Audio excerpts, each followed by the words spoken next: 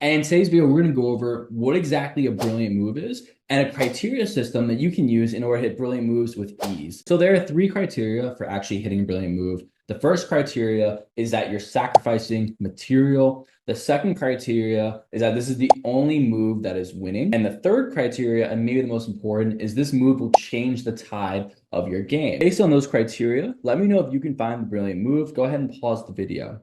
The brilliant move here is rook to e4. And notice the knight can take back. So we're sacrificing material. But on top of that, if we go back to the actual position here and we look at the analysis bar, you can actually see that this is the only move that's winning. The other two moves are slightly advantageous for black, but they're more even and drawish positions. And on top of that, this is objectively the move that is turning the tide of the game. Now let's go over some famous games. First game we're going to go over is the Opera game. This is Paul Morphy's most famous game. He was the most dominant chess player, maybe of all time. He does this with a simple knight takes on b5. This is actually the only move that is winning. And the reason why this is so good is because after the pawn takes back, the bishop can take on b5. So yes, we've lost material, but we have this amazing attack. The knight's going to go to d7, but Morphy's able to calculate that after long castling, there's actually no good way to defend this knight.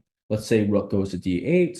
You can go ahead and sacrifice this rook. The rook has to take. And after the rook on the h-file slides over to d1, you can notice that this rook is impossible to defend, and Morphy is going to absolutely destroy his opponent. Queen to e6 is played, trying to trade off queens.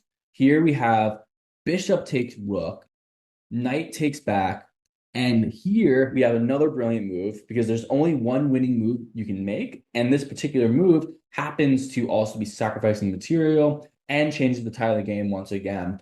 And that move is queen b8. Your opponent has to take the queen back. And then we have rook d8. As you can see, is checkmate, game over. Next position we're going to go over is from the gold coin game. This is another very famous position between Frank Marshall and Stefan Levitsky. In this situation, we go ahead and sacrifice the rook on h3, but the whole idea is, yes, we're giving up a material advantage, but if the pawn takes back, we have knight f3, forking the king, the queen, and the rook. This is a royal fork, and it's just game over on the spot. So, of course, our opponent cannot take the rook back, rook to c5. This is where a very important distinction in brilliant moves comes in, because we have the most famous move in the entire game, which is queen to g3. Our opponent has three options on where to take this queen, but every single option is losing. And I'm going to go over why in a second. But what's most important is I'm going to prove this is one, a great move, but two, not a brilliant move.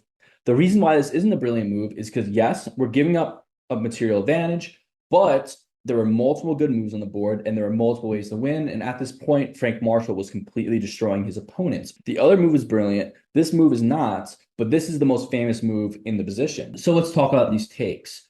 If h takes g, the rook is now covering these two squares on the h-file, knight to e2, and this is checkmate, game over. So we know that you can't take with the h2 pawn. Let's say f2 takes. This situation isn't much better for our opponent. We once again have knight to e2, checking the king. King is forced to move over, and then there's a back rank checkmate. So in that case, we know both pawns cannot take. Let's say queen takes.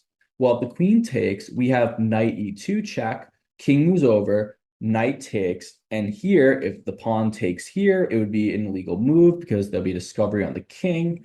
If the pawn takes on the f-file, rook takes rook, and that is game over. Objectively speaking, queen g3 is one of the greatest moves ever played, but due to our criteria and chess.com's criteria, it is not a brilliant move. You will not get those two exclamation marks. Less impressive move, but the move that is brilliant is rook takes bishop, because it does hit that criteria. Finally, guys, this is a very famous game where Mikhail Tal gets his grandmaster norm. Gian plays knight g5. Many people would think this is a brilliant move because you're sacrificing the knight, and if pawn takes, queen checkmate in g7, but this is actually not a brilliant move. And the reason for that is because you don't have to take this knight, and this knight isn't really attacking anything to force you to take. Mikhail Tal plays an actual brilliant move, knight to e3. And knight to e3 is amazing. The whole point is that we're attacking the rook, and there's really nothing better to do here than to play f takes e. In this situation, bishop takes e3, The king's going to move over here. Bishop takes, queen takes, and the winning move is rook e2. Let's say our opponent plays queen to c3. The next brilliant move that would have been played for sure is rook takes on g2.